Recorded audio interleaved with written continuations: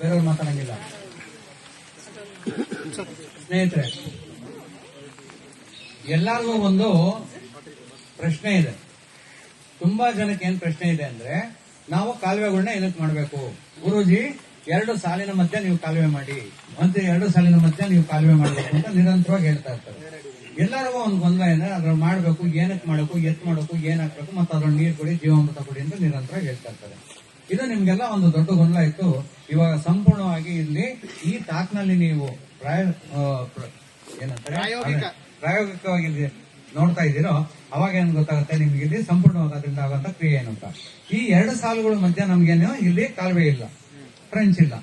ಆದ್ರೆ ಇಲ್ಲಿ ನಮ್ಗೆ ಒಣವದಿಕೆ ಇದೆ, ಎಲ್ಲ ಇದೆ. ಇಲ್ಲಿ ತೇವಾಂಶ ಇರೋದನ್ನ ಎಲ್ಲ ಕೂಡ ನಾವು ನೋಡ್ತಾ ಇದೀವಿ.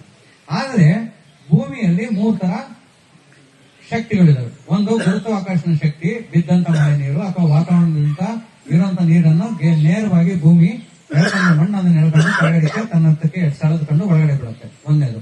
ಮತ್ತೆ ಎರಡನೇದು ಎತ್ಕೊಳ್ಳುವಂತ ಶಕ್ತಿ, ಅದೇನು ಕೇಶಾಕರ್ಷಣೆ ಶಕ್ತಿ, ಕ್ಯಾಪಿಲರಿ ಫೋರ್ಸ್. ಮೂರನೇದು ಅದನ್ನ ನಿಯಂತ್ರಣಕ ಶಕ್ತಿ. ಇವೆರಡನ್ನು ಸಮತೋಲನ ತಂದು ನಿಯಂತ್ರಣ ಮಾಡುವಂತ 3ನೇ ಶಕ್ತಿ. ಇದೇನಾಗುತ್ತೆ ಅಂದ್ರೆ, ನೀವು ಯಾವಾಗ ಟ್ರೆಂಚ್ ಮಾಡ್ತೀರಿ ಗಿಡಗಳಿಗೆ, ನಮ್ಗೆಲ್ಲ ಏನಿದೆ ಅಂದ್ರೆ ಒಂದು ದೊಡ್ಡ ತಪ್ಪು ಕಲ್ಪನೆ, ಎಷ್ಟು ಹೆಚ್ಚು ನೀರು ಕೊಡ್ತೀವೋ ಅಷ್ಟು ಬೆಳೆ ಬರುತ್ತೆ ಅಂತ.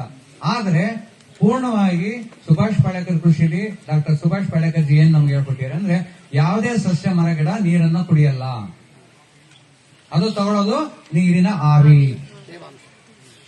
ನೀನ್ ಸುಮ್ಮನೆ ಮನೆ ಅಷ್ಟೊಂದು ಆವಿ, ನಾಟ್ ತೇವಾಂಶ, ವೇಪರ್.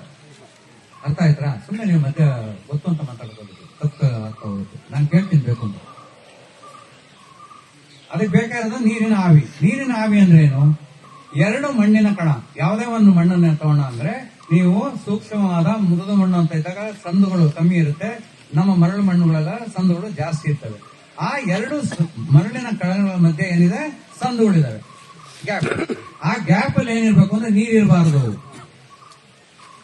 ಆ ಗ್ಯಾಪ್ ಅಲ್ಲಿ ನೀರಿರಬಾರ್ದು. ಅಲ್ಲಿ ಏನಿರ್ಬೇಕು, 50 ಪ್ರಮಾಣ ಗಾಳಿ ಇರಬೇಕು, 45 ಪ್ರಮಾಣ ನೀರಿರ್ಬೇಕು, ಇನ್ನು 5 ಪ್ರಮಾಣ ಏನಿರ್ಬೇಕು, ಸಸ್ಯ ತ್ಯಾಜ್ಯ ಇರಬೇಕು. ಅರ್ಥ ಆಯ್ತಾ? ಈ ಪ್ರಮಾಣದಲ್ಲಿ ಇದ್ದಾಗ ಏನಾಗುತ್ತೆ ಅಂದ್ರೆ, ಸಸ್ಯಕ್ಕೆ ಈ ಬೇರಿನ ವಲಯದಲ್ಲಿ ಬೇಕಾದಂತ ನೀರಿನ ಆವಿ ದೊರೆಯುತ್ತೆ, ಗಿಡ ಚೆನ್ನಾಗಿ ಬರುತ್ತೆ.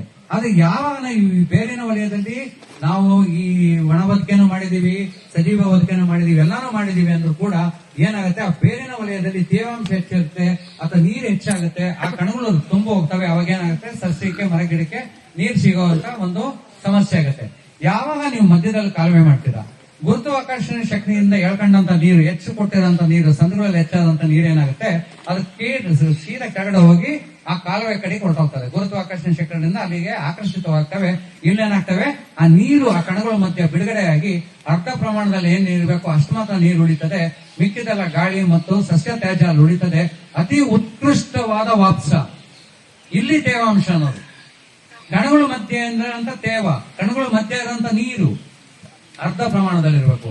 ಅದನ್ನ ಏನಂತೀವಿ ನಾವು, ವಾಪ್ಸ ಅಂತ ಅಂತೀವಿ. ಈ ವ್ಯವಸ್ಥೆ ಮಾಡಬೇಕು ಅಂತ ಅಂದಾಗ, ಅತಿ ಉತ್ಕೃಷ್ಟವಾದ ನಿಮ್ಗೆ ಇಳುವರಿ ಬರಬೇಕು ಅಂತ ಅಂದಾಗ ಏನ್ ಬೇಕು, ಈ ನೀರು ಇಲ್ಲಿಂದ ತೆಗೆದು ಬೇರಿನ ವಲಯದಿಂದ ತೆಗೆದು ನಾವು ಆ ಕಾಲುವೆ ಕಡೆ ಕಳಿಸಿದಾಗ ಏನಾಗುತ್ತೆ, ಅಲ್ಲಿ ಅದು ಹಿಂಗುತ್ತೆ, ನಮಗೆ ಬೇಕಾದ ಕೇಶಕಣ್ಣಲ್ಲಿ ಬರುತ್ತೆ.